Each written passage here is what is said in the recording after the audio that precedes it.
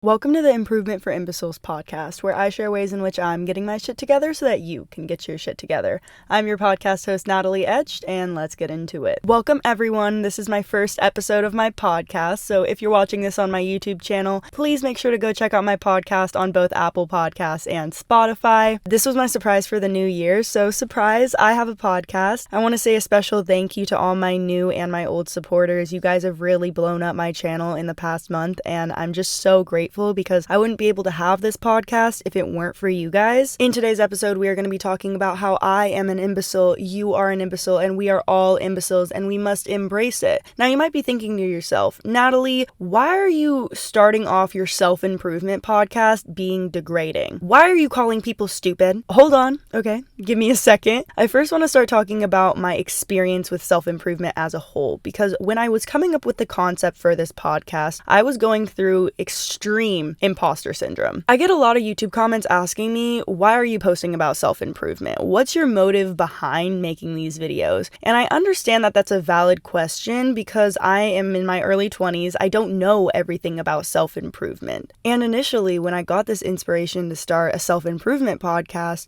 I was dealing with the repercussions of my own limited perspective. I felt like I wasn't good enough to talk about self-improvement because I have limited life experience. I'm in my early 20s, I'm still figuring things out. And so naturally, I compared myself to other people who have self-improvement podcasts. And they were always at a certain place in life. Either they were a millionaire, they were in their 30s, they were talking about marriage. I don't know, a lot of things that I couldn't necessarily relate to as a young person who's going through different experiences and growing up in a completely different generation. I also felt this immense pressure of I have to have everything figured out to have a podcast. You know, I have to have a studio, I have to have a professional camera, I have to have a microphone. And yes, I have the microphone, but I'm literally recording this on my iPhone and in my car. I felt like I had to have everything figured out and I had to portray myself online as this person who was knowledgeable about self-improvement, which, not that I'm not knowledgeable about self-improvement, it's just I don't know everything about self-improvement. I'm still learning. And that's exactly why my saying is this is where I share ways in which I'm getting my shit together so that you can get your shit together, because the things I share with you guys, it's actually things I've gone through or am currently going through. These are my real life experiences. And I'd say my most important value to me is authenticity. Everything I do, I want it to be authentic to myself. And I felt like coming on and sharing a self-improvement podcast with you guys where I acted like the advice I share is complete fact. The advice I share is what you need to follow because I know better than you would be completely and utterly inauthentic to me. So when I was thinking of the name, I thought about my entire experience with self-improvement, which I'm going to go into later in this podcast, but I was thinking of my experiences with self-improvement and how social media markets self-improvement as if it's linear, as if it's a straight shot to success when it's absolutely not. I thought of my experiences with feeling like I had to fix myself and feeling like if I wasn't working on myself, then I was worthless. I thought about all of these experiences going into making a name for my podcast. And the only thing I could think about was how I don't want to give the impression to other people that I know better than everyone. And this sounds cheesy, but there's also a sentimental aspect to the word imbecile because me and a friend of mine in high school would always use that word. It was a running inside joke between us, and we'd be like, oh my god, imbecile. If we did something stupid, we'd be like, I'm an imbecile. That's literally what we would call ourselves. So not only was the name catchy, but it also deeply resonated with me because I don't want to come on here as your podcast host and act like I know everything and act like my advice is to be studied like the Bible, because it's absolutely not. I'm sharing things with you guys that I can genuinely relate to because I've been there. Another thing, I want this podcast to be a documentation of my different perspectives I adopt throughout my early 20s. I want to look back on this podcast and be able to pick my brain apart and go, wow, that was a very significant moment in my life. Or wow, I can't believe I thought that way at some point. I want to look back on myself and see the evolution of not only me, but all the guests that I have on my podcast. I'm going to have episodes that are just me and then other episodes where I invite people on and they can share their perspectives on self-improvement because everyone also has their own journey. And this is a space to just play around with different perspectives. You might hear something on this podcast and be like, I actually don't resonate with that, but I resonate with the message of this podcast. And that is that self-improvement is a lifelong journey. You're never going to know everything, so you might as well embrace that you are an imbecile in some ways. You are by nature subjected to the same psychological phenomena that limits humans from deeper introspection and growth. And so in this podcast, we're going to be going into those different psychological phenomena and also talking about my own experiences with self-improvement. But let's just hit all the cognitive biases. So first off, let's talk about confirmation bias. Confirmation bias is when your brain seeks out information that confirms beliefs you already have. It's like kids believe in Santa, so they automatically assume that because the cookies are gone from the plate, that means that Santa ate them. But we experience confirmation bias, I'd say, on a day-to-day basis, and I also think it goes even deeper in confirming our beliefs that we are unconscious of, including deep-rooted beliefs about our reality and self-concept. We are naturally prone to confirming those beliefs through what we experience. And so I'm going to share a quick story on my own experience with confirmation bias when it comes to self-improvement. I was about 16 years old when I first got into self-improvement, and I have to admit, it wasn't in the most I want to be the best version of myself type of way. The reason I got into self-improvement was because I was so sick of myself and hated my life so much that I wanted to be perceived better by others. I initially got into self-improvement not for myself, but to be perceived as an improved version of myself by others. So a lot of my self-improvement naturally happened to be performative because I wanted to look confident. I wanted to look like the it girl. I wanted to look better than I actually felt about myself, which hindered me in a number of ways. Throughout school, I had a really difficult time making friends, so I developed this belief that I am an outsider and I don't fit in. And this belief was my self-concept at the time, so therefore it showed in my reality. Every time someone didn't invite me to something or wasn't outwardly happy towards me or inviting, I would interpret it as they didn't like me, I don't belong, and I am not worthy. Despite the fact that it was up to me to also put an effort towards meeting people. I wasn't going to any events. I didn't join any sports. I didn't participate in anything in high school because I had such bad anxiety. And so my belief, my self-concept about myself that I am an outsider and that, nobody likes me confirmed my reality because I was literally not making friends. I was not putting myself in situations where I would meet people, and I was mad at the world despite the fact that it was a self-fulfilling prophecy. There was this wound of I'm not good enough, and that turned into I need to be better. So I got into self-improvement and I started improving myself, but not for myself. I did it because I felt like I wasn't good enough. Therefore, I need to be good enough for other people. Therefore, I need to fix myself. I need to become this version of myself that other people enjoy. My perception of myself became solely dependent on whether people accepted me or discarded me. And so this started a cycle of self-shame where I would try to prove myself to people. Be my friend, be loyal to me, and if you're not loyal to me, I'm gonna get very angry and I'm gonna be mad at you. Was it toxic? Yes. Was it immature? Yes. Was I hurt? Yes. And despite the fact that I had this idea that I was improving myself, was it actually helping me improve? No. That perspective of I am a project that needs to be fixed was actually limiting me in so many different ways, despite the fact that I was doing all the improvement things. I was journaling twice a day.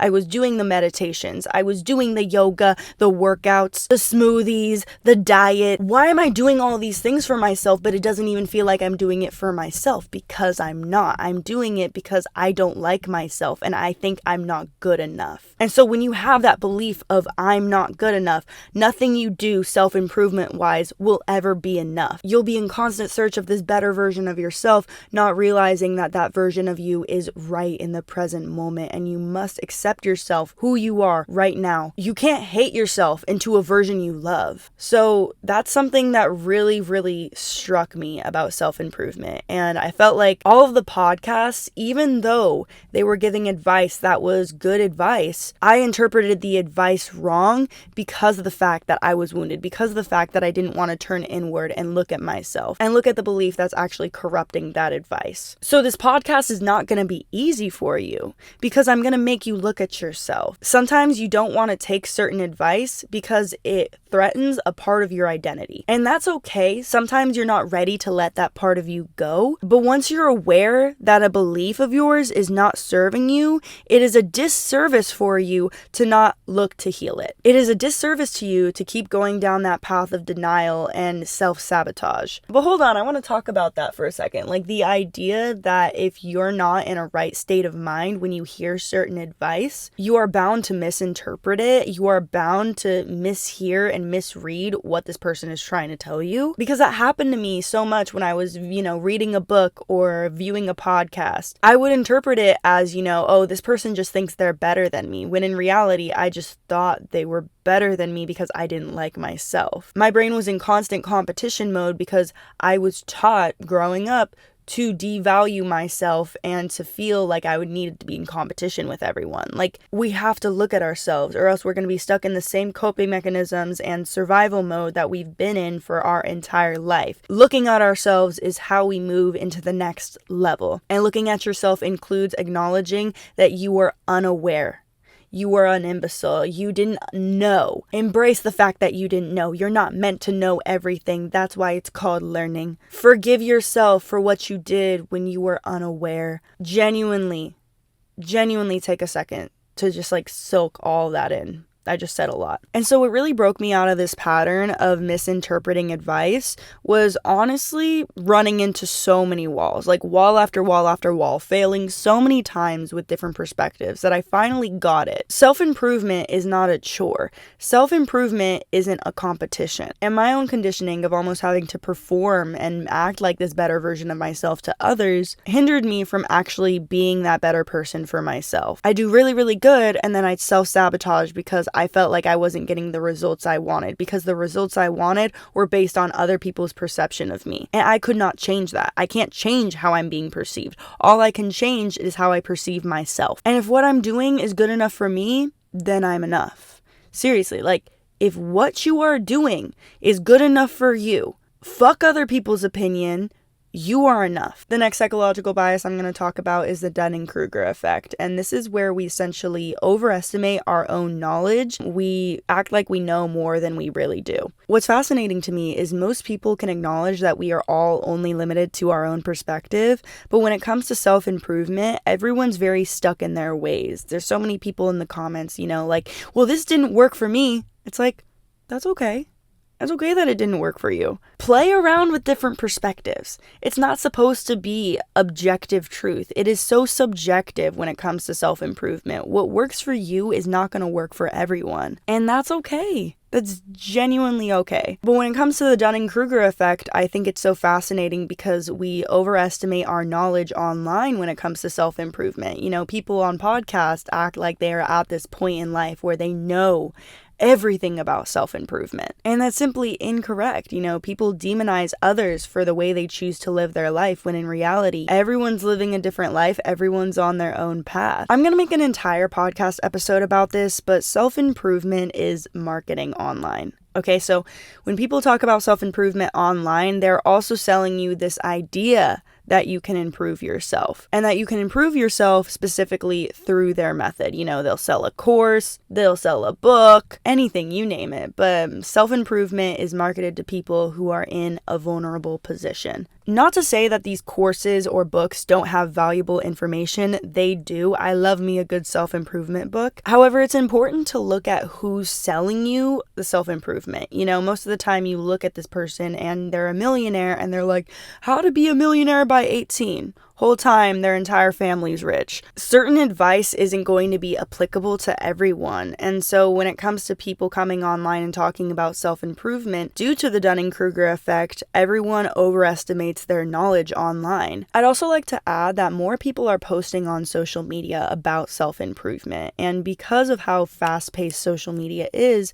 it promotes people to share their emotions before they fully realize them. Social media also preys off of our natural instinct to be short-sighted and reactionary. So you might see something online and immediately want to respond to it, or you might feel an emotion, and because people are oversharing about their emotions online nowadays, you immediately want to post about it. But what I've noticed with myself is what I initially feel usually isn't what I want to share. And to do deep work, I had to really detach myself from social media for a while because it hindered me in the long term because I was sharing self-improvement realizations I was having before I fully realized them. Like, this can't just be me. Sometimes I go on social media and I see the narratives that people are posting to themselves and other people reposting that narrative. And it's like, I wish they just dug a little bit deeper. It's like a self-improvement narrative, but it's so marketable that people adopt it and they twist it into something different. There's this black and white thinking pattern that often shows up on social media, especially when it comes to disputes with people,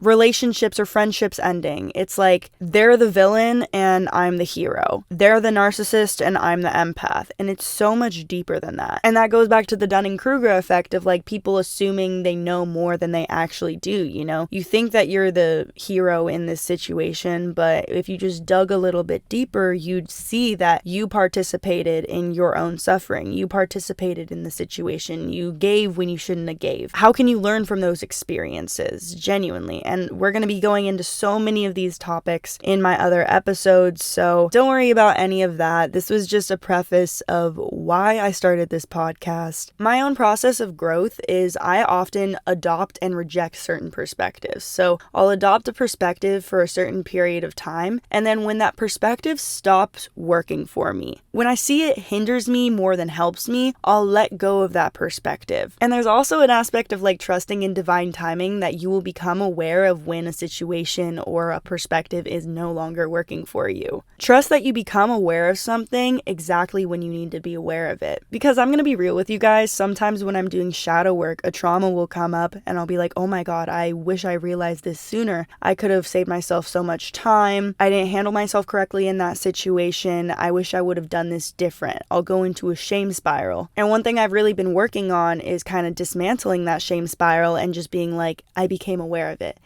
Thank you for awareness. Genuinely thanking the universe for this awareness because it really is a gift. Because when you finally become aware of something, the only thing left to do is heal it.